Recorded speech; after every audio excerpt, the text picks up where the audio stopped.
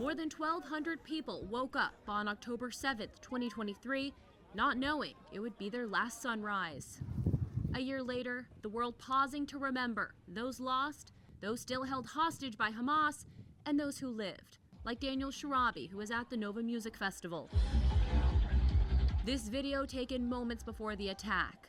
Then the music stopped and the air filled with gunfire. This is the second that I understand that something wrong is going to happen. Daniel and his brother pieced together what was happening and sprung into action. A former IDF medic, Daniel started performing triage on the injured. What do you remember Nothing. thinking as this is happening? When it's happening, you only act. You're not thinking.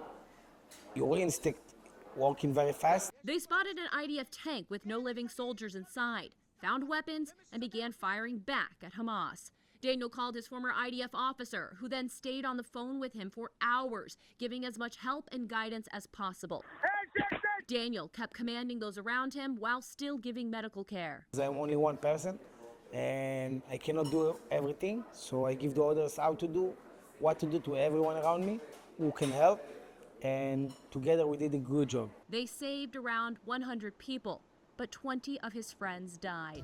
Not far away at Kibbutz Nir Oz, Arit Lahav survived by physically holding the shelter door closed. At first, when we heard the terrorists breaking our house, beating and banging, my daughter grabbed my hand and softly and said how much she loves me. And we just said goodbye words to each other, thinking that these are our last minutes. 117 of this kibbutz's 400 residents were either killed or kidnapped on October 7th.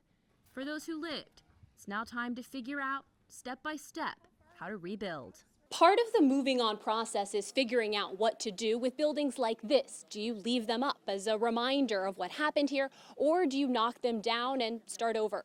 The residents of this community will take a vote in the coming weeks and months to decide. In Nir Oz, Israel, I'm Kayla Gaskins.